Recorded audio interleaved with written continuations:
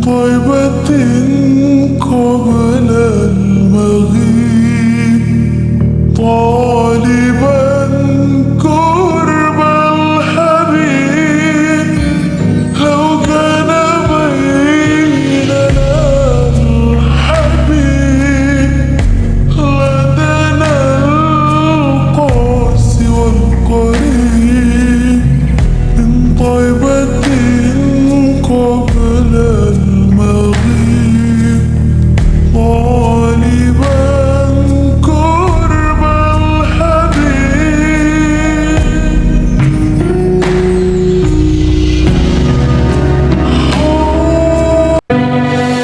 لو كان بيننا الحبيب لدنا القاسي والقريب من طيبة قبل المغيب طالبا قرب الحبيب بقربه النفس تطيب وتدعو الله فيجيب أنوار طه لا تغيب بلغنا لقاءه يا مجيب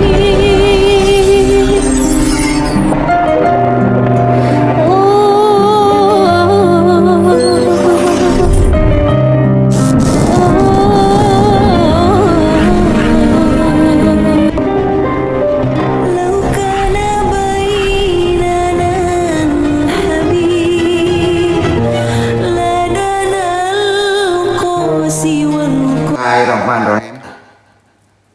Talim kita hari ini kita lanjutkan masalah malamatiyah, mumarasatu thariqatil malamatiyah,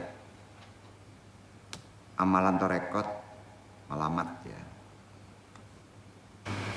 Ada beberapa bab kita bahas secara ringkas saja hari ini.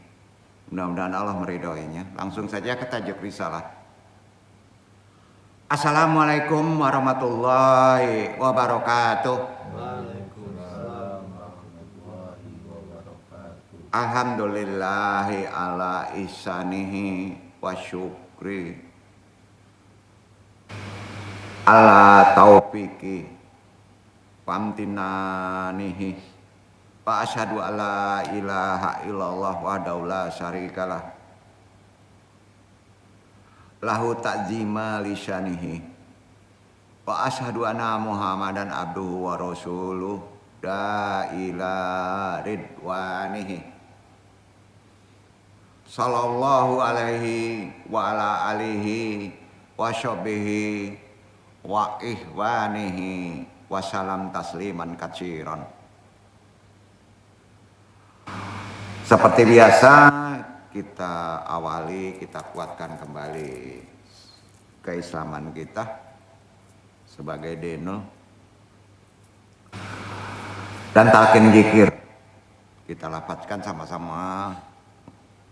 Asyhadu alla ilaha illallah wa asyhadu anna Muhammadur Rasulullah. Allahumma sholli ala sayyidina Muhammadin nabi ummi wa ala alihi wa sahbihi wa salim. Astaghfirullahal ghafurur rahim. Astaghfirullahal ghafurur rahim. Astaghfirullahal ghafurur rahim. Ilahi anta maksudi warid loka matlubi atini mahabataka wa marifataka tahara la ilaha illallah la ilaha illallah la ilaha illallah. Nabi isbat la ilaha illallah, la ilaha illallah, la ilaha illallah, la ilaha illallah, la ilaha illallah, la ilaha illallah, La ilaha illallah. La ilaha illallah Muhammadur Rasulullah. Ilah hadiniyah solihi wa ilah hadrati Syekh Abdul Qadir Jalani bisyafaat Nabi Muhammad. Bismillah. Wadidullahi ya Allah, ya Allah, ya Allah. Innaka ala kulli syai'in qadir taqdi hajatina.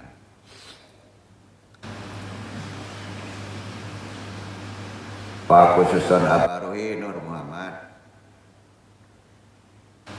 Khususan Nabi Naga Muhammad sallallahu alaihi wasallam. Wabil khusus hadiri Khalifatul Radin. Khususan ila ruhi juriyatihi.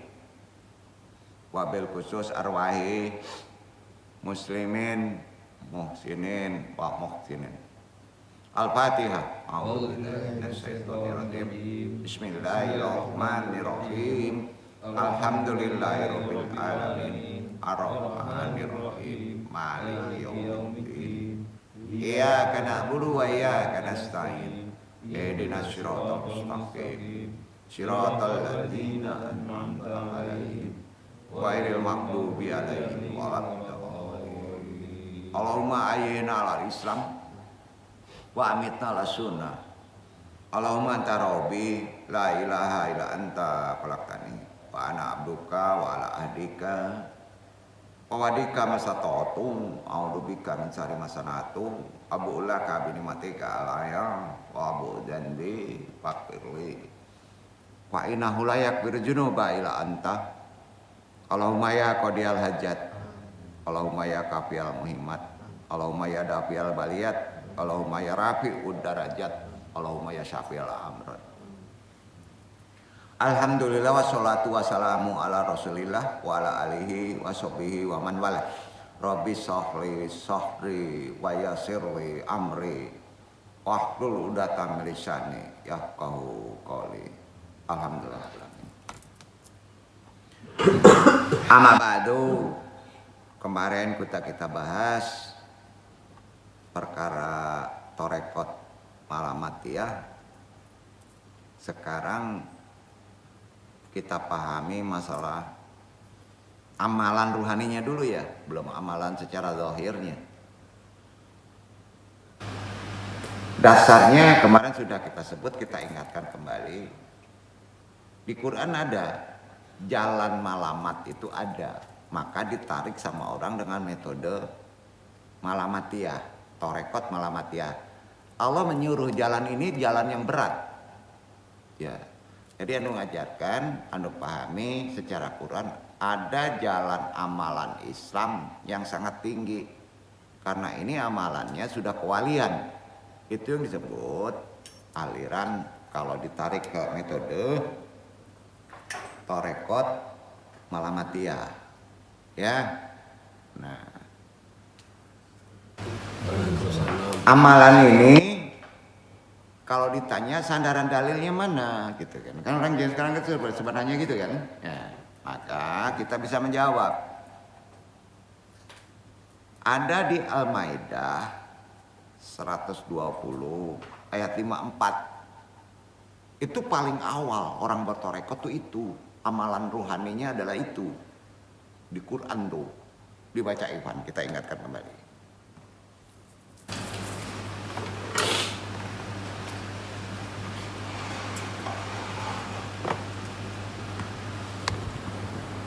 A'udzu billahi minasyaitonir rajim. Bismillahirrahmanirrahim.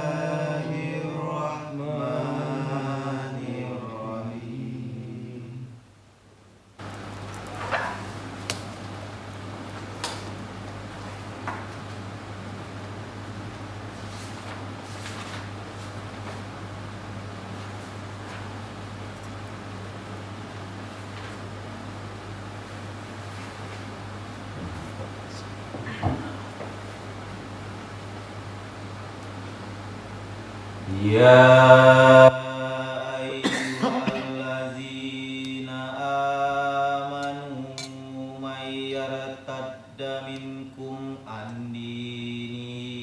Fasawfa ya'tillahu biqaumin yuhibbuhum wa yuhibbunah azillatin 'alal mu'minina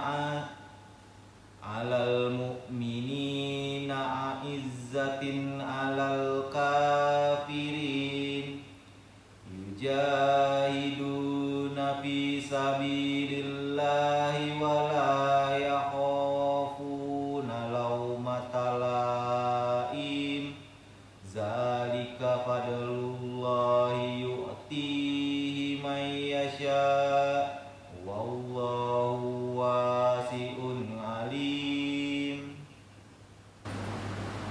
Hai orang-orang yang beriman, barang siapa di antara kamu yang murtad dari agamanya, maka kelak Allah akan mendatangkan suatu kaum yang Allah mencintai mereka dan mereka pun mencintainya, yang bersikap lemah lembut terhadap orang-orang yang mukmin, yang bersikap keras terhadap orang-orang kafir, yang berjihad di jalan Allah dan yang tidak takut kepada celaan orang yang suka mencela.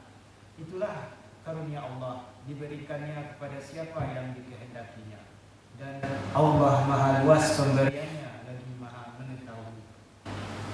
Nah, kita curai ya ayat tadi, karena kesimpulan kaji amalan seorang wali ya itu ternyata simpel ya, tapi susah.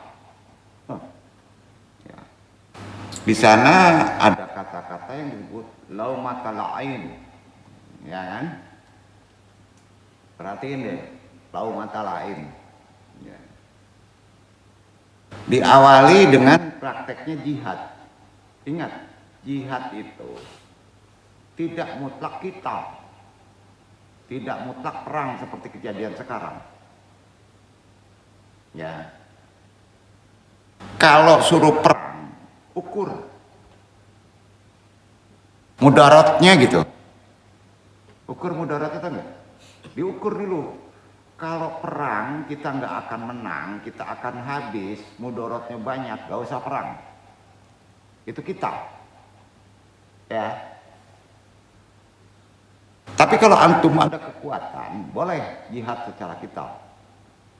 Jihad itu kan perintah zaman modern itu sekarang itu kan enggak kata-kata yang pendek. Jihad Quran itu perintahnya luas. Puasa jihad, bekerja jihad, cari duit jihad. Iya kan? Nah, itu amalan untuk seorang yang disuruh Allah menjadi mulia. Setelah itu tidak takut kepada celaan orang. Nah itu dia kunci malamat. Zaman sekarang orang dicela langsung bereaksi enggak? Nah, ya. Jadi gini, kalau ada orang menguji dengan hinaan, ya, itu kan Allah ngizinin, tahu nggak? Allah ngizinin nggak? Ngizinin. Tapi Allah nggak ngeridoi. Ya, orang yang menghina itu ada sifat yang jelek kan. Tapi kalau kita baik umpamanya, dihina orang, pola berpikir kita mesti gimana? Adin lah saya kah, ladino bro. Ah sorry, saya kah, malengang dan bayang. Nah, kan itu nak. Itu sama juga dia menjadi orang yang penghina, kan gitu kata Nabi. Jadi intinya nggak takut dengan hinaan tadi, santai aja. Bila perlu cuekin aja, itu malamat. Bahkan ajaran malamat yang paling nggak boleh kita praktekkan ya gini, kalau kita nggak ngerti ilmunya, kalau nggak ada gurunya, karena nggak ada yang menghina, kita minta dihina.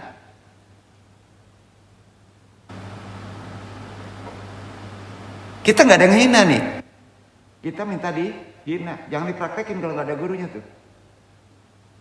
Ya, itu yang malamat. Jadi seorang wali yang tinggi itu selalu minta dihina. Kenapa?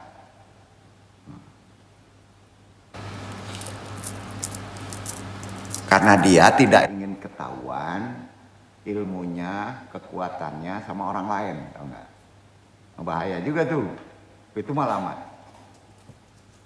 Jadi kalau udah sampai titik itu, orang tenang aja dihina, dengan masalah juga tenang, itu karunia kan?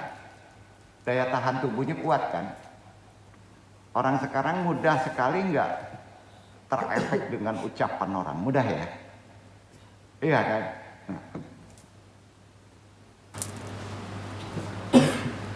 Setelah orang bisa menahan, sabarlah kuncinya. Jadi malamat itu ada sabar, ada ikhlas, ya kan? Nah, ada jihad, nggak boleh diem. Allah memberi rezeki nggak? Ya. Allah maha luas pemberiannya, lagi maha mengetahui. Tapi ingat, di sana ada jihad. Jihad itu ikhtiar. Itulah orang yang mempunyai makomat tinggi. Maka ditarik sama ahli-ahli orang dulu, ya, menjadi suatu metode yang disebut malamatiyah. Ya.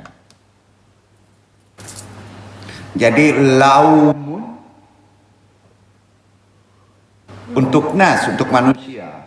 Ya, laumun itu orang yang suka dicela. Ya, bagi manusia, makanya harus dipahami secara lebih benar.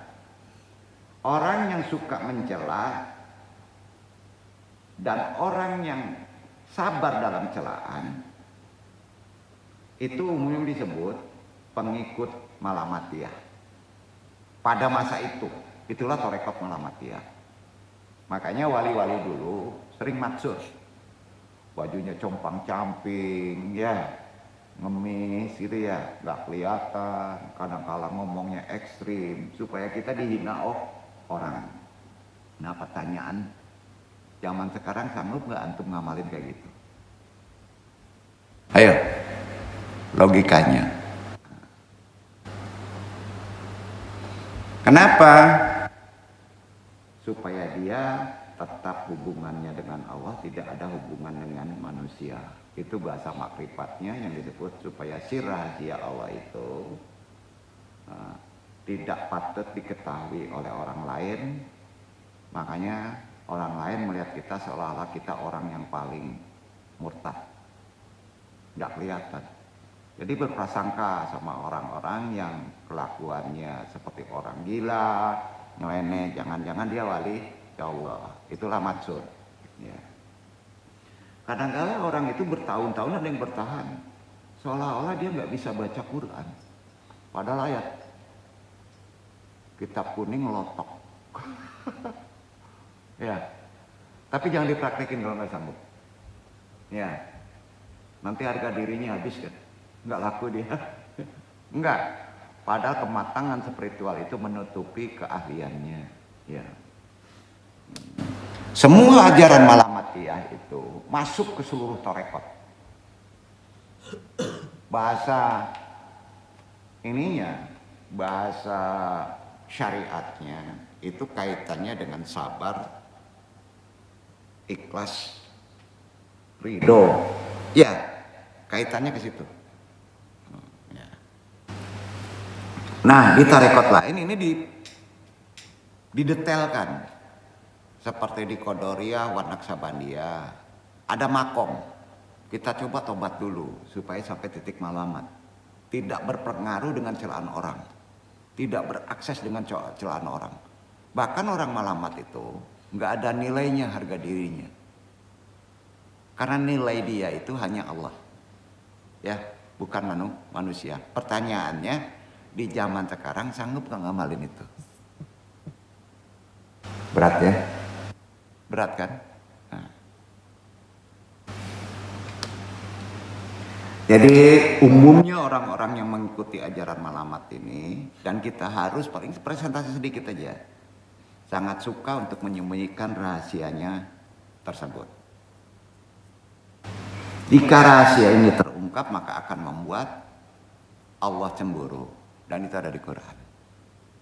Ya, itu ya. Nah, karena orang yang terpaut dengan Allah, yang dekat dengan Allah, tidak menyukai orang lain, ya, untuk menyayanginya makhluk. Jadi cinta dia hanya kepada Allah. Ya, jadi nggak perlu pujian manusia. Memang ada orang yang sering mengucapkan begitu. Tapi uji aja pas dia dibakar tangannya, gimana Pak? Pacaruan lah, bereaksi kan tentunya. Berat, jadi malamat itu ajaran awal torekot. Jadi kalau ada orang menyebut awal torekot Qadariyah salah. Ajaran torekot yang diperintahkan sama Allah adalah tahan dengan celaan, itu ada di Al-Quran. Nah itu ada di Nabi, makanya Nabi dihina, dicaci, dimaki, dia tidak marah kan. Beda dengan Nabi Nuh kan. Minta doa, minta bantuan, akhirnya dihabisin umatnya sama Allah, betul kan? Nah itulah dia yang perlu kita pahami dalam konteks praktek amalan suatu torekot jalan dari Allah. Salah satunya adalah amalan yang paling tinggi adalah malamatiyah. Sampai di sini paham ya maksudnya malamatiyah. Jadi kesimpulan torekot malamatiyah udah paham ya? Udah paham ya? Bermain di ruhani ya. Karena itu, karena begitu tinggi kita cintanya kepada Allah, maka orang malamat disebut muhibbin. Apa?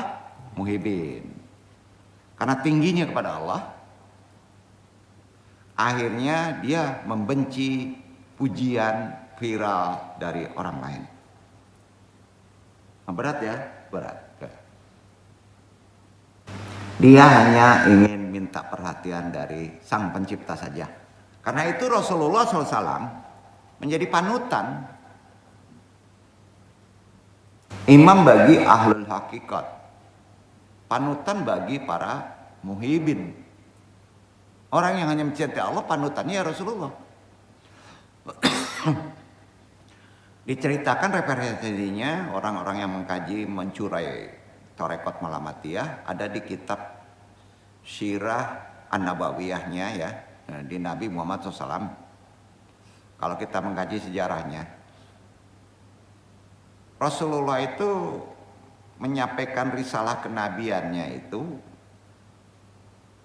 hampir 80% menghadapi hinaan, cacian, makian, perkataan kotor. Ya. Perbuatan-perbuatan yang menyakitkan lah, baik secara ruhani dan fisik, dalam menyampaikan ajaran Islam. Begitu juga kehidupan.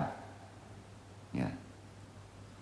Bahkan Nabi pernah dilempari batu hingga berdarah, tetapi Nabi menghadapi dengan malamat ya. Kesabaran yang tinggi, doa yang baik, bukan doa sumpah. Nah, tanya misalnya Ikhwan Iwan dihina nih, doanya apa?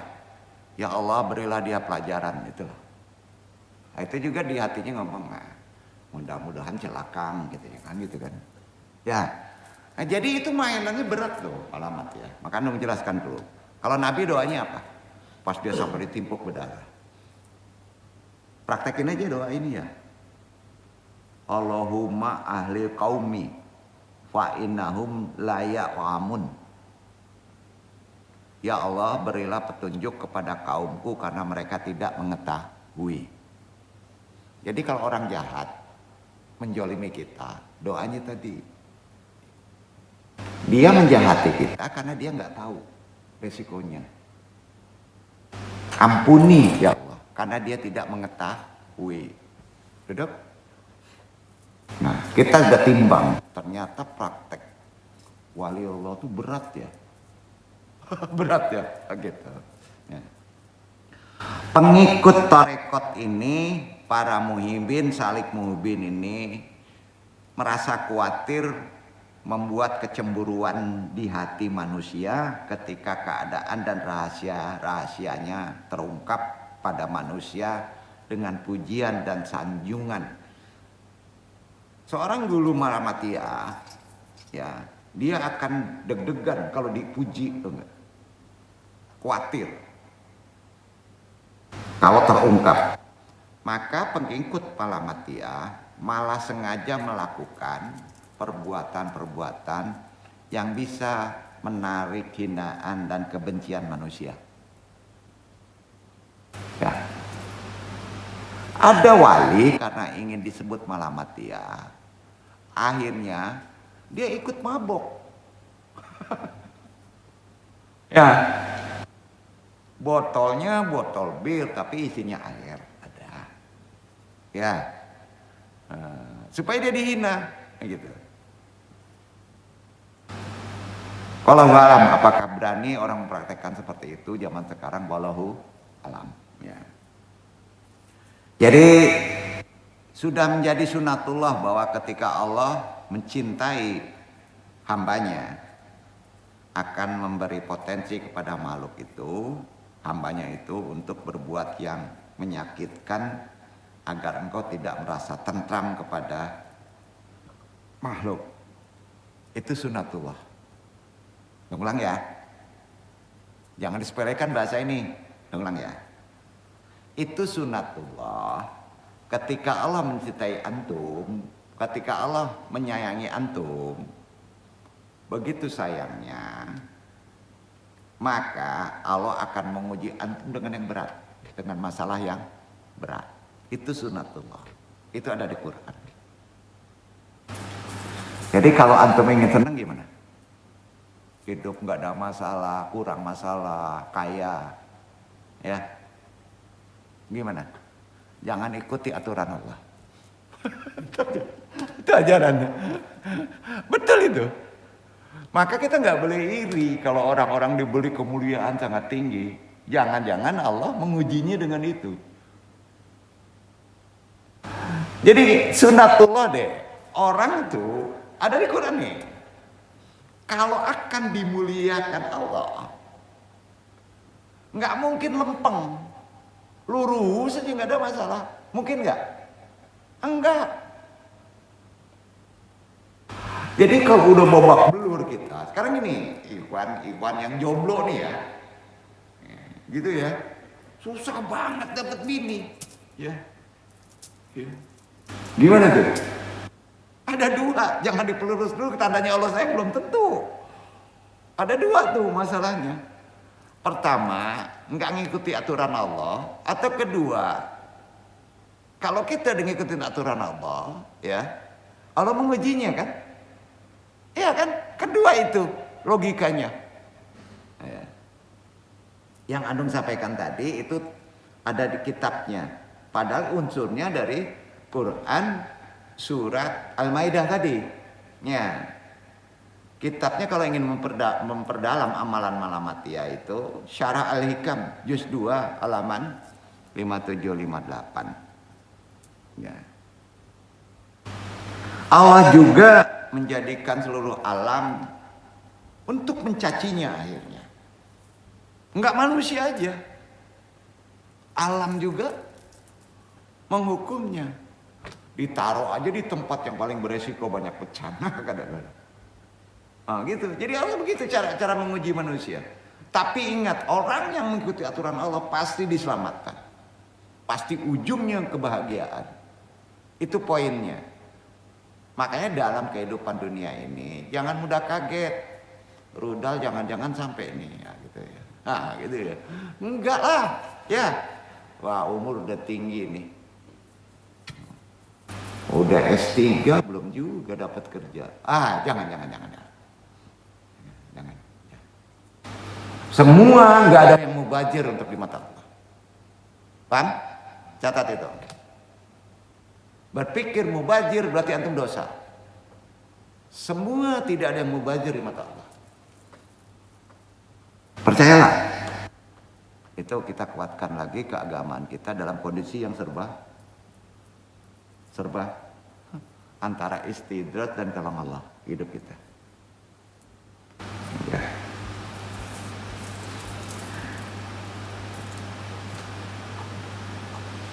Seorang salik malamatiyah tidak memperdulikan hinaan cacian. Demi apa? Demi menyelamatkan rahasia-rahasianya bersama Allah. Karena Allah kekasihnya yang paling sejati. Seorang salik malamatiyah selalu menyembunyikan segala bentuk kebaikan dari pandangan manusia. Berat tuh. Jadi viral boleh nggak? Enggak. Mentok. mentok. Karena apa? Allah sayang. Jadi banyak sekali ujian yang kadangkala yang kita tidak menyadari kalau Allah itu sayang. Renungkan tuh. Ya. Sehingga manusia tidak melihat kebaikan yang melekat pada dirinya dan tidak membuat dirinya mengagumi dirinya atau orang lain mengagumi dirinya. Seorang salik malamatia selalu merasa tenang. Insya Allah kalau begitu akan tenang tuh. Dan senang terhadap hinaan. Sanggup? Besok dan uji cie. Dan hina cie orang. Bila perlu dan tokok kapalonya. Nah, kapalonya gitu tokok. Timbul dah di hatinya tenang dan senang. Gila malah ditampanya tenang sih. Galak pula katanya. Gila enggak? Itu yang disebut matsur. Apa? Matsur. Zaman sekarang ada? Enggak ada. Derajat itu hanya orang-orang mulia, waliullah, nabi. Jadi andung menyampaikan kok begitulah orang dulu mempunyai tabiatnya dalam mendekati kepada Allah sampai titik situ. Kalau kita bumikan kehidupan amalan tadi zaman sekarang, apa kata orang? Syariat juga menyalahkan. Kadang-kala benar nggak? Pasti tuh. Tarbiyah lah, belilah contoh yang terbaik, kan gitu. Dalam sisi rohani tidak konsepnya. Jadi kita berprasangka baik dulu orang-orang yang melakukan pancingan-pancingan dan menghinakan dirinya. Jangan-jangan dia wali matsur.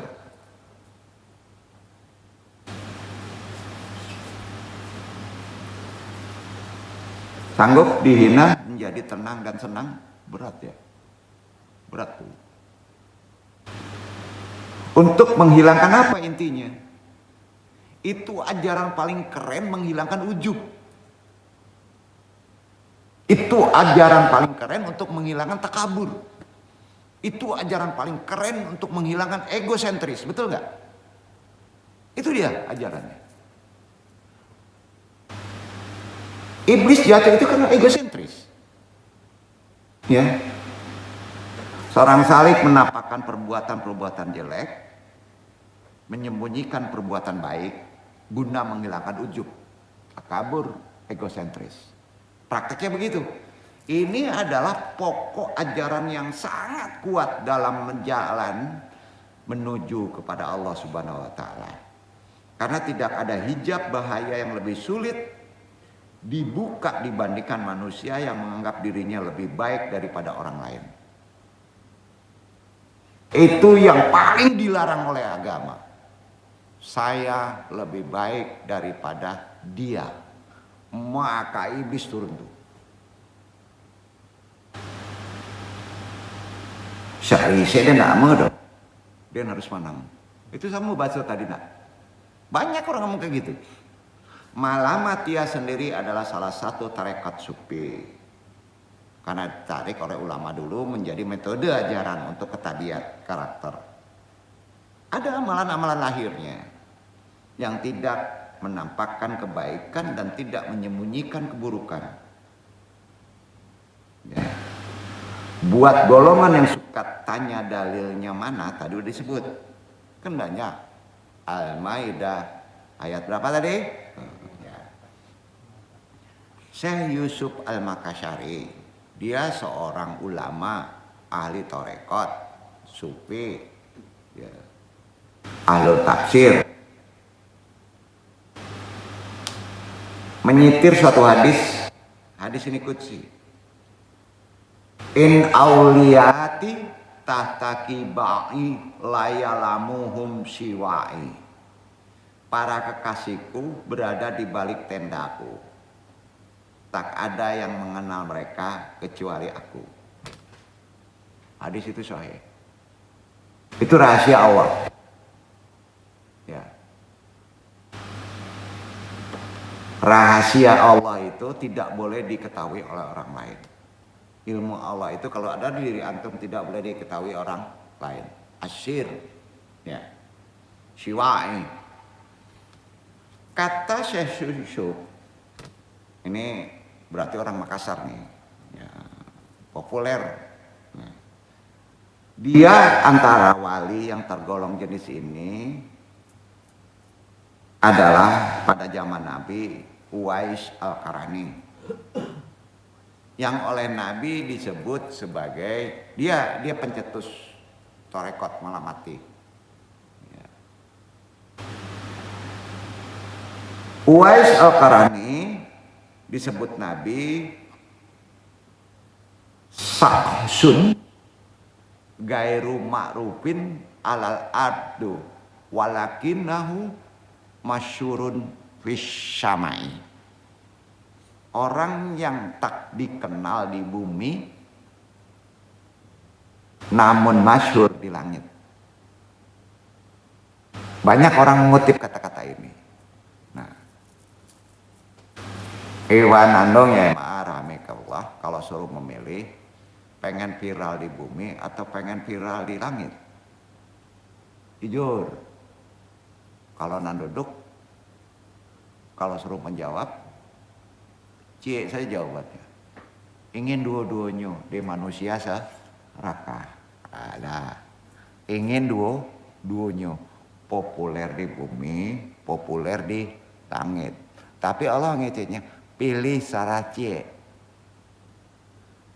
Lempar ke jemaah. Ayo, ingin viral di bumi atau ingin viral di langit? BO bah beko sila den pokoknya populer sila di bumi, neraka di langit. Pilih sila.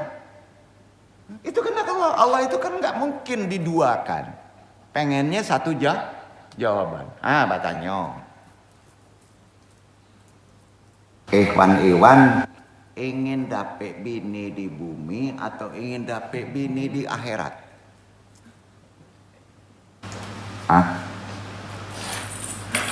Bah, jawabannya. Jangan pertanyaan itu doang bare. Hamba kalau pertanyaan itu ingin dua-duanya, jawabannya masih bah. Terserah Allah. Itu jawabannya. Malamatria itu ndak dijawab di pikiran. Jawabannya apa? Terserah Allah. Kan gampang tuh gajinya. Itu gunanya kita kaji. Wah, tinggi mana kaji kok? Sebenarnya ndak tinggi loh. Awak bulonan bingung kan gitu. Karena awak coba pikir secara hukum asbab, betul ndak? Padahal kalau ikut ndak bagunuan, saya tawakilah. Tawakal. Udah gitu aja, mangap lo stres. Ada wali, Andung bisa contohkan orang wali-wali yang sampai titik malamatia itu sebenarnya kata-katanya aneh, pendek, kadang kalau mau ulang gala, begitu aja susah. Ada yang ngomong kayak gitu nggak? Begitu aja susah, cengangas-cengengnya sudah itu kan. Kan jadi presiden indah, ya, terserah. Kalau pakai serba pendek, indah nampak mungkinnya stres. Pas adonan lengser, saminggu kan. Ya, saminggu nyorapean dulu. Oh ya, parang dulu. Waliullah enggak itu? Itu wali gilo itu, mempertahankan jabatannya. Kita kan bisa menilai orang gitu. Jadi tinggi enggak ajaran Malamatiyah? Kan harus dijelasin. Banyak orang menganggap ajaran ini sesat. Karena pelakunya umumnya ingin dihina. Maka dia melakukan kehinaan diri. Itu kan yang tahu jawabannya kan hatinya. Apakah dia ikhlas melakukan kejelekan itu? Makanya perlu guru.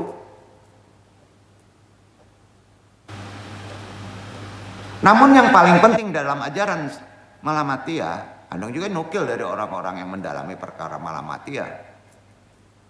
Ujar Syekh Yusuf Al-Makassari dalam kitab barunya terkait Malamatiyah, nama kitabnya Jubdatul Asrar. Untuk menjadi wali Malamatiyah, seseorang harus mengikat dirinya dengan syariat yang kuat. Jadi ternyata sampai titik ridho, ikhlas, sabar, enggak kaget waktu dihina, tenang waktu dicaci dan dimaki, harus kuat. At-taqiyudu bi zahiri syariati. Harus kuat dulu syariatnya. Artinya kalau syariat ya kita lemah, sulit mencapai titik tadi. Ya kan? Nah, dan berpegang pada hakikat batin, tamasyuka bi baitin hakikati, itu ada di Quran yang sifat ayat mutasyabih. Ya? Harus kuat itu. Maka dijamin antum bisa tenang dalam segala masalah dan menjadi orang-orang yang Malamatiyah dan kekasih Allah. Maka mereka itu akan diberi ilham rahasia yang orang lain tidak boleh tahu. Itu dia. Kalau tidak melakukan salah satunya, tidak mendalami syariat atau amalan-amalan yang sifatnya hakikat, maka dia adalah manusia. Kata Syekh Al-Makassari ya, al-insanu nakis. Manusia yang cacat. Bukan al-insanu kamil. Bukan manusia yang disempurnakan oleh Allah. Duduk. Ya.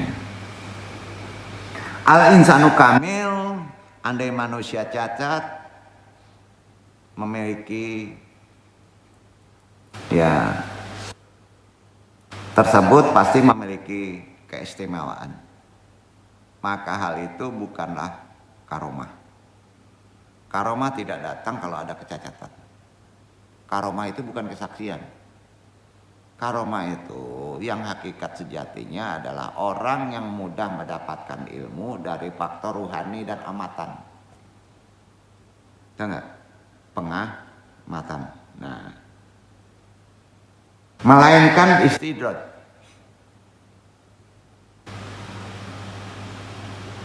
Yang muncul dari orang yang cacat tadi. Quran menyebutnya fasik. Demikian keterangan singkat yang padat tentang Malamatiyah dari kitab yang dikarang Jubdatul Asrar oleh Syekh Yusuf Al-Makassari, seorang ulama dari Nusantara. Anung tidak menarik ke kitab yang lebih berat karena beda kultur. Kalau Al-Makassari kan kultur Indonesia tuh, maka bisa kita pahami lebih mudah. Begitu juga menurut Syekh Yusuf Al-Makassari, ya. Kalau kita ingin paham ajaran Islam yang tinggi yang disebut Malamatiyah dalam ilmu tasawuf, tidak ada dalil khusus secara eksplisit.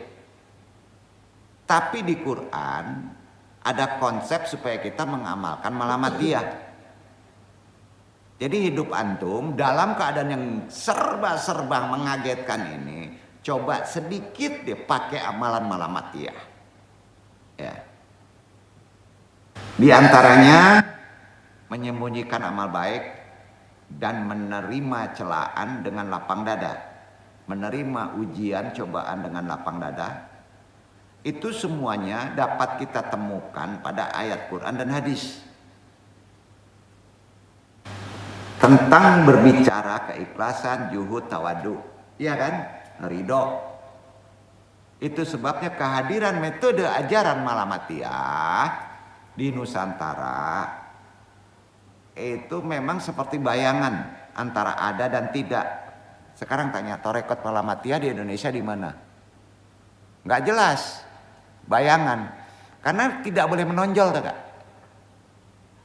Tidak boleh menonjol. Jadi kalau di Padang, di Lubuk Along ada Jawiyah, Malamatiyah. Itu salah. Karena Malamatiyah tidak boleh viral. Itu jadi kita nggak bisa menentukan gitu. Ya. Maka ajaran ini hanya bisa disampaikan. Ya. Ada tapi tidak jelas bentuk rupanya. Karena dia menyelusup ke seluruh ajaran-ajaran Islam. Itu terkait dengan tabiat. Banyak dibicarakan kan Malamatiyah. Di dunia medsos mulai banyak. Berbagai jenis tarekat juga mengamalkan ini. Karenanya Malamatiyah itu kalau ditanya metode amalan rohani yang disuruh oleh Allah dan dipraktekkan oleh Nabi, jawabannya Malamatiyah. Ya. Malamatiyah. Ya. Nah. Antum dibumikan oleh Allah, Nabi Adam dibumikan Allah, persiapannya apa? Siap untuk dicoba, siap untuk dihina. Waduh, berat ya kayaknya ya. Berat nggak? Berat ya. Jadi pertama yang masuk itu Nabi mengajari Malamatiyah. Dan praktek diri di Nabi, tabiatnya Malamatiyah, kemudian disebarkan, baru ada yang disebut tarekat Akmaliyah yang kedua. Kalau di Durut Nasab, tarekat pertama apa? Tarekat Malamatiyah, kemudian tarekat Akmaliyah, baru turun tarekat wal asma pendiri. Yang mendirikannya itu pecahan dari atas, Syatar Riyah. Pendirinya nama orang Abdul Sattar. Qadariyah wan Naqsyabandiyah. Naqsyaban nama orang. Ya, Qadariyahnya tersandarkan kepada tidak mau nyebut namanya. Saya Abdul Qadir Jalani, ada kaitan ke secara kadarnya. Ya. Banyak semua tarekat Samaniyah tersandarkan kepada namanya. Jadi kesimpulan di atas Malamatiyah, Akmaliyah, Sattariyah itu ada 22. Paham ya? Jadi nasab yang paling dekat Al-Karani sahabat Nabi itu langsung dari Nabi. Prakteknya Malamatiyah. Kemudian turun ke Akmaliyah. Dari Akmaliyah itu belum bahas tuh. Sattar sudah dibahas.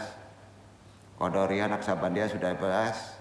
Malamatiyah di paling atas kan, itu pecahan-pecahan ke bawahnya sampai Samaniyah, Idrisiyah, Syajaliyah, betul kan? Itu dia. Jadi secara kesimpulan sudah jelas sandaran dalilnya di tarekat itu. Jelas ya? Nah. Jadi tarekat yang paling awal masuk di tanah Sumatera, Jawa, ya, kemudian disusul Akmaliyah, baru kemudian marak tarekat-tarekat yang lain, Syattariyah, Naqsyabandiyah, Qadariyah dan sebagainya. Namun sampai saat ini belum ada buku yang membahas secara khusus tentang tarekat Malamatiyah. Sebenarnya ada Quran sendiri Malamatiyah perintahnya, hadis sendiri Malamatiyah perintahnya, idolanya sendiri ada di Nabi Malamatiyah. Ya.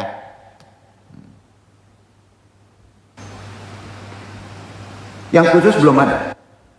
Ibarat membabat hutan, menyibak Malamatiyah itu dari pertapaannya, itu iktibarnya.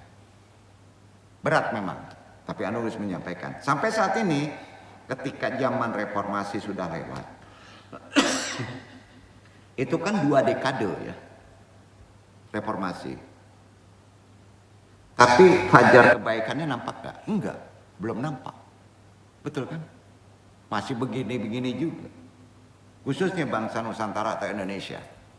Termasuk kehidupan orang Minang. Maka Andung sebagai pentalim coba menguraikan kembali. Mudah-mudahan ajaran Malamatiyah ini bermanfaat ya, dan Allah meridhoinya. Kalau antum melihat di YouTube, amalannya sudah sampai titik perintah. Ada ulama orang Sumatera sampai menyebut gurunya, guru Malamatiyah. Berarti dia viral kan?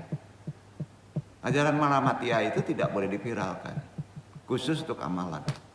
Karena itu sifatnya person.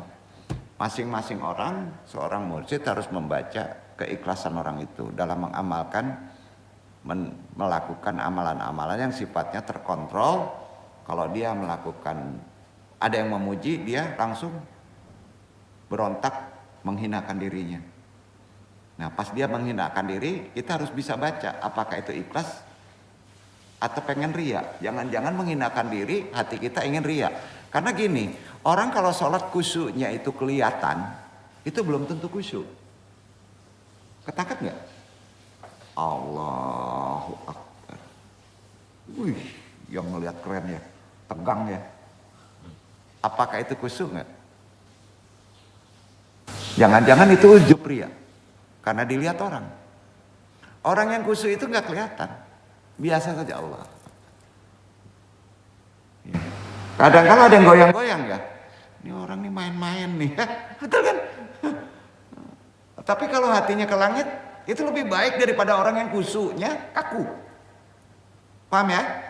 Ah itu dia, sulit dibaca sifat tadi. Ya. Dalam kitab Risalah Malamatiyah karangan Syekh Abdurrahman Al-Sulami, dia memetik dari Syahrani. Ya. Risalah Al-Malamatiyah secara ringkas berisi 3 kelompok, 3 bagian. Kalau ingin diamalkan penjelasan lebih dalam ya. Ya. Ada 3. Pertama, ahwal batin. Gimana batin kita dalam mengamalkan Malamatiyah. Kedua, dengarkan perkataan fatwa dari guru-guru mursyid Syekh Malamatiyah. Termasuk wasiatnya, fatwanya. Yang ketiga, amalan-amalannya secara singkat dan syajarah. Itu 3. Bukunya ya, yang asli. Ya. Jadi disebutkan seperti orang-orangnya, guru-gurunya kalau ingin menukil ajaran rohaninya adalah Abu Hafs An-Nishaburi, Hamdun Al-Qashar, Abdullah bin Mubarak, Yahya bin Mu'ad, Abu Yazid Al-Bustami, Abdullah bin Qayyad. Ya, itulah dia referensi keguruannya. Ada yang menciptakan buku, tapi dia tidak melihatkan dirinya sebagai Malamatiyah. Jadi kalau ada di luar itu mengaku guru Malamatiyah, tokok di kepala, tokok, runutnya jelas. Karena suatu tarekat harus jelas nasabnya, paham ya? Jadi kalau di luar dari itu raguan dong. Bukan mengecilkan. Ya. Menempuh jalan Malamatiyah, mengamalkan jalan Malamatiyah. Jelas? Sulit dilalui? Jelas ya? Sulit. Jangan dimudahkan. Di antara contohnya ada wasiat dari guru ke guru. Wasiat pertama atau fatwa pertama, bahwa berbangga sedikit saja atas ibadah lariyah, maka sudah dirinya dianggap kesyirikan. Ayo, itu wasiat awal. Berbangga sedikit saja waktu beribadah lariyah, maka itu sudah dianggap kesyirikan untuk orang Malamatiyah. Misalnya begini, pas sholat dia jadi imam. Amin, wah keren kan bacaan gua. Ada nggak perasaan ngomong gitu kan? Karena gua kan ahli qiraat gitu. Maka dia menganggap dirinya syirik. Nah. Berbangga atas niat di batinnya, maka dirinya menganggap kemurtadan. Berat nggak? Itu keras dan susah ajaran Malamatiyah. Kenapa Anung jabarkan ini? Referensi untuk menghadapi kehidupan yang serba gila harus dengan ajaran yang tinggi, gitu. Paham ya? Ukurannya, pengamalannya walau alam, tapi kita setidaknya tahu ilmunya gitu. Jadi keluar dari jalan Malamatiyah kalau antum sudah ada rasa-rasa seperti tadi. Silakan dibaca di halaman 24 buku yang Jubat tadi. Itu dia referensinya. Jadi wasiat-wasiat selanjutnya dari beberapa guru Malamatiyah. Sampai butirannya itu ada 45 wasiat. Semua jalannya keras. Pantang meminta kemuliaan. Mawas diri terhadap nafsu. Kesadaran bahwa setiap mukmin tak pernah memiliki dirinya sendiri. Sadari itu. Mukmin itu tak pernah memiliki dirinya sendiri. Dia milik Allah mutlak. Telinga punya Allah, mata punya Allah, pikiran punya Allah. Sadari itu. Itu wasiat-wasiat guru Malamatiyah. Setiap mukmin tak pernah memiliki dirinya sendiri. Selalu mengingat kematian sebagai rumah sejati. Khawatir ketika doanya dikabulkan Allah. Terbalik-balik gak? Orang kan minta dikabulkan. Kalau orang Malamatiyah nggak pernah minta dikabulkan. Karena kalau dikabulkan ada dua pilihan. Rahmat Allah atau istidraj. Nah itu dia. Menutup aib orang lain. Sanggup? Sanggup? Itu ajaran Malamatiyah. Jadi ajaran Malamatiyah itu tidak langsung seperti Qadariyah, zikir, gempur, napi. Enggak. Langsung ke amalan. Tutup aib orang sudah Malamatiyah dia. Ya. Sadari bahwa diri antum itu milik Allah. Ya. Enggak ada miliknya. Termasuk ego. Tidak suka dilayani dan dihormati. Berat nggak? Nah, nih guru nih, disediain kopi terus kan. Timbul kebanggaan aja, dari dirinya menganggap sih kesyirikan. Berat kan? Itu dia. Semua ada 45 wasiat tuh. Praktek Malamatiyah. Pertanyaannya, ada yang sanggup masuk ke Malamatiyah? Ya disatar aja kita udah nungging ngamalinnya ya. Masuk ke Malamatiyah. Kacau. Dijabarin. Merasa pula dia guru penerus Malamatiyah. Viral pula tuh. Ada itu. Dia nggak bisa viral. Andung menyampaikan ini kan di-share juga nih. Menjelaskan Malamatiyah itu pokoknya begitu. Dasarnya dari Quran. Kok Nabi viral ya? Lah Nabi harus viral dong. Karena dia ampalos. Warisatul Anbiya, penerus Nabi. Nggak bisa diduain seviral Nabi, maka dianggap Nabi baru. Betul kan? Nah. Jadi itulah dia yang mesti jelaskan. Dimulai dari pembahasan amalan ya sedikit. Amalnya serta telaah historis sejarah tentang kemunculan Malamatiyah khusus di wilayah. Pertama wilayah munculnya adalah Nisabur. Di mana tuh? Nisabur itu Khurasan.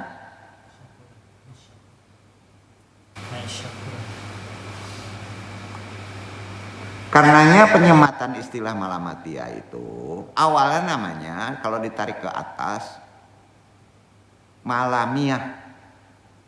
Asal katanya mulamatun nafs. Mencela atau mengecam nafsu. Itu artinya. Ada di Quran. Jadi maksud kecaman atau celaan terhadap nafsu ini adalah supaya kita bisa membersihkan dari tabiat kotor, ilmu yang kotor, sehingga kecaman itu pada dasarnya adalah mengasah. Kemudian nafsu itu perlu dididik, diasuh, kemudian diasihi, bukan dibuang. Nafsu itu yang pada prakteknya untuk tetap terus menjalin hubungan khusus dengan Allah. Pelaku Malamatiyah mensituasikan diri agar jangan sampai nampak mulia, itu poinnya, di mata manusia. Karenanya dalam praktek pengamalannya ternyata Malamatia atau Malamia berbeda-beda. Beda-beda.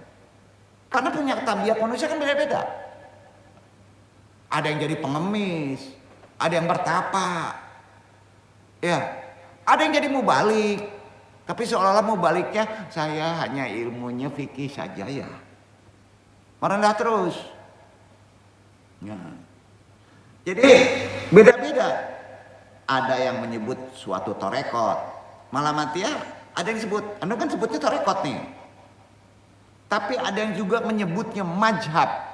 Khususnya orang-orang yang ada sedang perang nih. Iran menyebut Malamatia itu majhab. Tahu nggak majhab? Lebih dari namanya Malami. Ada Syafi'i, ada Hambali, ditambah media namanya Malami. Maka pemimpin agama tertinggi kan bukan presiden, ahli Malami. Tapi karena dia seorang imam harus memperlihatkan dirinya. Hati-hati orang yang sampai titik fakir tertinggi itu kekuatan imannya luar biasa loh. Jadi berprangka baik. Duduk nggak? Itu dia. Di Jazirah Timur tuh sampai menyebar ke Khurasan. Dari kita ditarik dari Nishabur. Orang yang mengamalkannya. Nah, itulah secara sejarahnya ya. Karena itu dalam prakteknya udah jelas berbeda-beda. Ada yang menyebutnya torekot, ada yang menyebutnya majhab, ada yang menyebutnya secara ilmu tasawuf jalan khusus spiritual. Ilmu khusus spiritual. Ada yang merujuk pula pada ilmu akhlak yang paling tinggi. Al-Arabi itu menyebutnya. Itu Malamatia. Ada yang menyebutnya sebagai suatu bagian dari ilmu-ilmu yang sifatnya ruhani, batiniah, tasawuf. Itu sebabnya Syekh Ibnu Al-Arabi membuat kitab. Mungkin sering baca, kalau ini sebetulnya Malamatia intinya. Kitabnya Al-Futuhat Al-Makiyah. Banyak itu bukunya. Itu Malamatia. Menyebutnya sebagai orang yang sampai titik Malamatia yang bisa menjalankannya makom kurbah. Kurbah itu tinggi, makom yang tinggi. Nah, dalam kewalian yang mana tiada lagi makom di atasnya kecuali Nabi. Maka alat Nabi itu Malamatia. Pas turun dalam ajarannya itu ruhani penuh, tapi terpraktekkan secara lahir disebut Malamatia. Sudah itu baru maksud Akmalia, baru melalui nasab nama-nama penemu jalan secara kultur. Ya, nah gitu. Jadi makam di atasnya adalah makam kenabian. Maksum tuh kita nggak sampai kan? Ya, sudah itu salah satu tandanya. Menurut Ibnu Arabi yang sudah mempraktekkan Malamatia adalah mereka tidak dikenal. Pas dikenal mereka pasti sering dianggap sepele.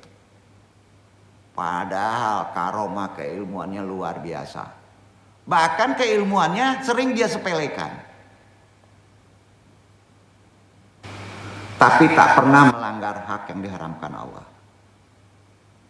Ini di buku Al-Arabi, di Futuhat Al-Makiyah, silakan baca di halaman 94. Aliran tarekat Malamatia ini sebenarnya tabiat itu menyelusup ke seluruh tarekat. Ada ajaran akhlaknya tarekatnya adalah Malamatia. Kalau di Islam adalah lebih cenderung kepada amalan ruhani batin. Ya kan? Tapi teramalkan secara lahir. Ya. Berkembang di Nisabur, Khurasan khususnya pada era dinasti Abbasiyah. Khurasan Nisabur adalah suatu wilayah Islam bagian timur yang terus mengalami pergolakan sampai sekarang. Selain itu wilayah ini juga mengalami persinggungan budaya yang sangat kuat dengan tradisi kebatinan ajaran kepercayaan sebelumnya. Itu disebut wilayah Indosfer. Kalau tercampur suatu kepercayaan dengan banyak kepercayaan namanya wilayah Indosfer. Ya. Ada tradisi kebatinan, ada tradisi Hindu, ada tradisi Buddha. Itu bergumul di wilayah sana yang disebut Zoroaster. Sama ya? Itu sejarahnya. Nah, di wilayah ini pula lah yang menjadi tempat Syekh Abdurrahman Al-Sulami tinggal. Si pembuku Malamatiyah itu satu-satunya. Sementara itu banyak teori tentang masuknya Islam di Nusantara. Ada teori lewat jalur Persia, Khurasan, dan Gujarat. 3 itu. Beberapa jejaknya bisa kita kenali, misalnya dari karya-karya ulama Nusantara yang klasik. Di antaranya Hamzah Pansuri, ya kan? Itu Malamati, ya, di Nusantara ini. Ada ungkapan sufistiknya, misalnya yang dilakukan oleh Hamzah Pansuri dalam kitabnya, silahkan baca. Itu Malamatiyah, Tabiat Malamat, Syarabul Asyikin itu kitabnya. Sudah banyak diterjemahkan sekarang. Ya. Jadi bagaimanapun Nusantara termasuk Indosfer juga. Karena di Nusantara pernah ada Hindu berkembang, pernah ada Buddha, masuk Islam. Nah, ada Kristen. Betul kan? Indosfer, ya. Di mana pengaruh Indianisasi sangat kuat pada masa dulu. Bahkan bisa kita kenali jejaknya hingga sekarang. Baik secara arkeologis atau kultural. Ini persis sebagaimana wilayah Khurasan yang juga tak kalah kuat dalam mengalami Indianisasi. Jadi wajar jika suatu jenis tarekat Malamatiyah ini atau laku keberagamaan berkembang pula di Khurasan sampai masuk Nusantara. Karena sama Indosfer. Karena kemiripan kultural. Betul kan? Nah, jadi Malamatiyah justru fokus menyalahkan diri sendiri dan tidak menyalahkan orang lain. Sungguh berkebalikan dengan praktek keberagamaan yang ada sekarang kan? Nah, justru yang menjadi susah ajaran ini. Tapi betul. Ketika seorang sufi Malamatiyah dihina dan dicaci maki, justru mereka menyambutnya dengan senyuman talok. Berat tuh. Betul kan? Merasa dirinya Malamatiyah. Pas ada yang ditanya, antum belajar dari mana? Itu bukan orang Malamat. Itu karakternya bukan Malamat, udah kebaca itu. Jadi bingung kan dong, kok Malamat begini ya? Mukanya tuh nggak enak. Walaupun ganteng. Ayo. Antum belajar di mana? Itu bukan orang Malamat. Orang Malamat nggak begitu. Kelihatan dari dia memberi nasihat. Oh, jangan yang duduk aja susah. Pas ada yang nanya, nih yang katanya. Gitu. Itu udah kacau. Nanya ke dalamnya dia, nggak bisa begitu. Ya. Jadi dalam batasan tertentu mereka enggan memamerkan ibadah karena takut tergelincir riya. Namun perlu dipahami, digarisbawahi bahwa mengamalkan Malamatiyah tidak boleh sembarangan. Yang namanya tarekat semuanya juga butuh mursyid. Ya, tetap berlandaskan syariat yang benar. Karena itu Malamatiyah bukan berarti memberikan justifikasi untuk berbuat dosa. Hati-hati. Bukan menjustifikasi untuk antum menjadi orang yang terhina. Ya, lalu meninggalkan ibadah secara vulgar. Memang Malamatiyah agak menyerempet bahaya amalannya jika gagal paham. Paham ya? Namanya Wali Matsur. Oh, rambutnya panjang, compang camping, gimana? Sering gagal paham. Masa orang syariat diajarin bersih, suci kayak begitu? Ini itu kan? Nah. Jadi sesungguhnya esensi dari Malamatiyah itu jihad. Tahu jihad? Esensinya. Kalau ditanya, esensi dari ajaran Malamatiyah adalah jihad. Ya. Melawan apa? Egosentris yang ada di diri kita. Dalam konteks Quran, konsep jihad tidak merujuk pada semangat egosentris. Tidak. Jihad dalam Islam memiliki makna sangat luas, tidak kital. Yaitu perjuangan yang sungguh-sungguh di jalan Allah, baik dengan harta, jiwa, maupun ibadah lisannya. Jihad itu. Karena itu untuk bisa menegakkan ajaran ini harus paham jihad. Malamatiyah itu. Guna bisa melawan kebatilan dirinya atau kebatilan orang. Dasar dalilnya mana? Masuk kedua. Ajaran Malamatiyah, ya, yang pertama punya Rasul tuh. Yang tadi dibaca. Yang kedua baru ke kita. Diperintahkan antum berjihad. Dasarnya Al-Baqarah 218. Jadi ajaran Malamatiyah harus ada petunjuk undang-undang dasarnya adalah jihad. Quran surat Al-Baqarah 218. Iqra Iwan.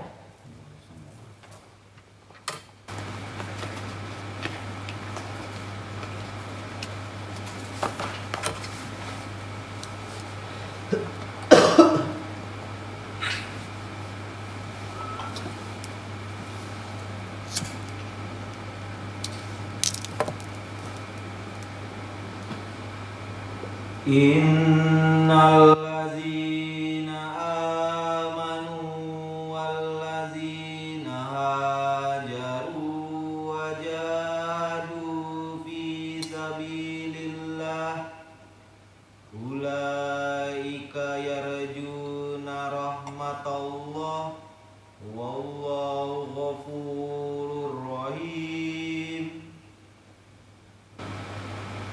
Sesungguhnya orang-orang yang beriman, orang-orang yang berhijrah dan berjihad di jalan Allah, mereka itu mengharapkan rahmat Allah dan Allah Maha Pengampun lagi Maha Penyayang. Ya, jadi jihad sambung. Jihad Quran, jihad menurut praktek Malamatiyah menekankan pentingnya keikhlasan, kesabaran supaya dapat tujuan kita hidup yang mulia. Bukan hanya kepentingan diri sendiri. Ayat tadi menekankan pula bahwa jihad Malamatiyah adalah bagian dari keimanan dan hijrah. Berubah. Serta ditujukan untuk mencari rahmat Allah, bukan murka kan? Iya kan? Itu sebabnya Allah disambung lagi. Amalan kedua menurut Quran ajaran Malamatiyah adalah At-Taubah. Surat 9 ayat 41. Itu amalan keduanya, ajaran Malamatiyah. Baca dalam konsep kesimpulan jihad.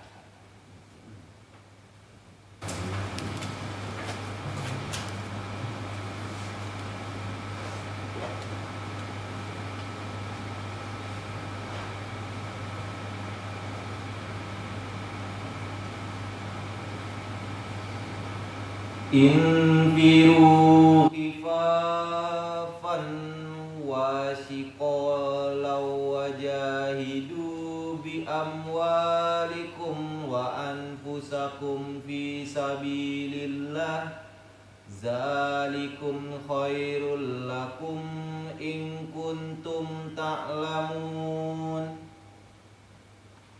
Berangkatlah kamu baik dalam keadaan merasa ringan ataupun merasa berat, dan berjihadlah dengan harta dan dirimu di jalan Allah. Yang demikian itu adalah lebih baik bagimu jika kamu mengetahui. Pertanyaannya, ajaran Malamatiyah itu diam atau bergerak? Bergerak. Berikhtiar. Jadi kalau ada mempraktekkan ajaran Malamatiyah bertapa, berarti ada yang salah. Itu amalan kedua. Amalan ketiga, Quran mengajarinya gimana sampai titik malamat. Quran surat Ali Imran 142. Baca Iwan.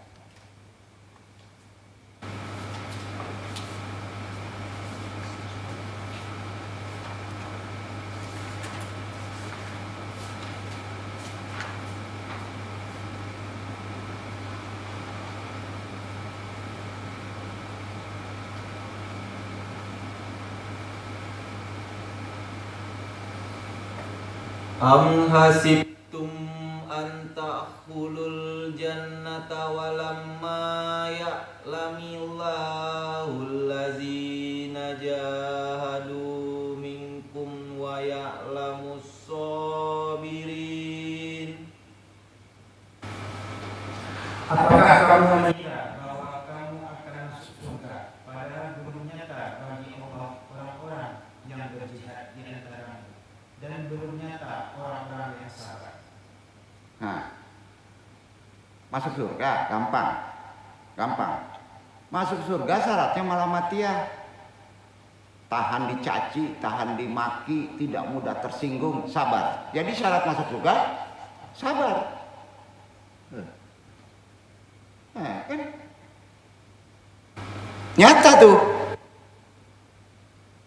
Apakah kamu mengira kamu masuk surga padahal belum nyata bagi Allah orang yang berjihad? Jihad kan ajaran Muhammad. Nyata nggak sabar kita? Nyata nggak tahan kita waktu dihina? Gitu aja deh. Ayat tadi kan menunjukkan surga hanya dapat diraih dengan perjuangan jihad dan kesabaran. Poinnya kan gitu. Ajaran malamat yang ke makomat selanjutnya Allah menyebutnya di Al-Furqan 25 ayat 52. Baca tuh. Jadi anda dari ide andung deh, jadi dari ide yang lain, dari Quran aja deh.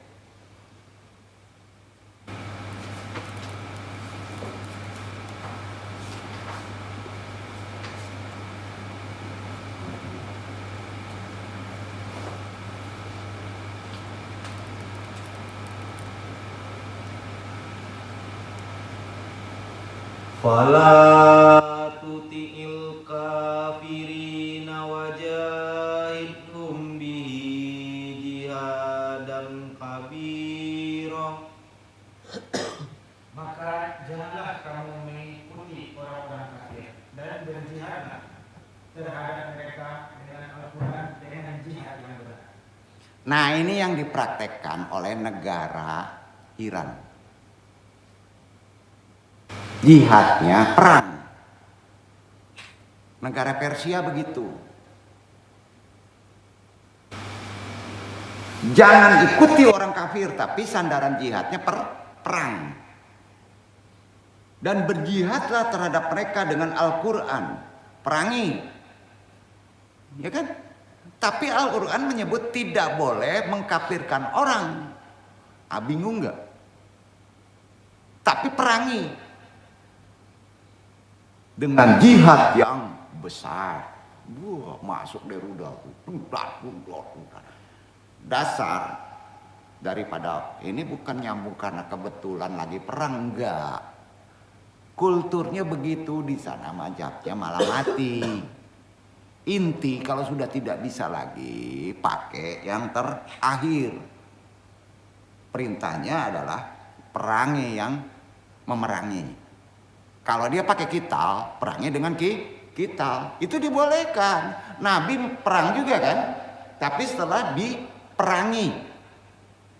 Kalau masih bisa pakai konsep sabar, sabar dulu kan gitu.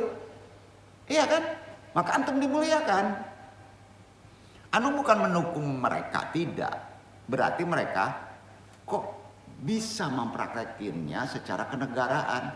Jadi ajaran Islam itu negarawan juga harus pakai. Ya, betul kan? Enggak diem.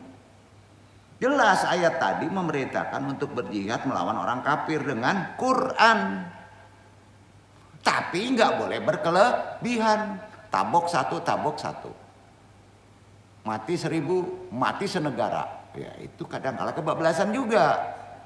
Maka timbul akses mudorotnya luas. Maka global namanya. Kan jadi global kan. Larinya kemana-mana. Ekonomi lah. Ujungnya ya rame-rame kiamat lah. Kalau persepsi Quran tidak dibatasi dalam konsep kecerdasan spiritual. Paham? Paham ya? Nah, wah, pada pintar-pintar nih. Ya. Ada S7-nya nggak di sini? Ya gitu ya. Maka jihad dalam Quran tadi diamalkan ya dalam Al-Quran yang diamalkan dalam Torekot Malamatiyah intinya an-nidolu duda syahwati wasyari. Untuk kita yang ada di sini yang tidak terakses langsung dengan kita, prakteknya satu aja. An-nidolu duda syahwati wasyari, praktekkan itu. Perjuangan melawan hawa nafsu dan keburukan diri antum sendiri. Nah di syariat apa tuh prakteknya? Wajib puasa Ramadan. Maka itu yang jihad tertinggi. Hadisnya kan gitu. Berat nggak? Kalau terus menerus praktekin ini berat ya? Berat. Itu sebabnya jihad berarti berjuang melawan hawa nafsu dalam segala bentuk keburukan dalam diri sendiri. Karenanya menyebarkan ajaran Islam dan melawan kebatilan di kondisi sekarang ini tidak bisa disandarkan secara hukum asbab saja. Tidak bisa cara syariat saja. Harus kafah. Ya kan? Nah. Bukan hanya perang saja. Iya kan? Walaupun jihad bisa berarti perang, namun makna jihad dalam Al-Quran itu luar biasa luasnya, tidak dikecilkan. Ya, jadi dia berdakwah, menyampaikan diplomasi, dakwah kan? Jihad juga. Menuntut ilmu, antum datang kemari, jihad juga. Beramal soleh, jihad juga. Digaplok diam aja sabar, jihad juga, ya kan? Nah, kesimpulannya kita tetap kaji. Dalam paham Torekot Malamatiyah, jihad dalam Islam bukanlah semangat egosentris yang mementingkan diri sendiri. Jihad adalah perjuangan sungguh-sungguh di jalan Allah untuk bisa menegakkan kebenaran, melawan kebatilan, mewujudkan kemaslahatan umat yang sifatnya lebih luas.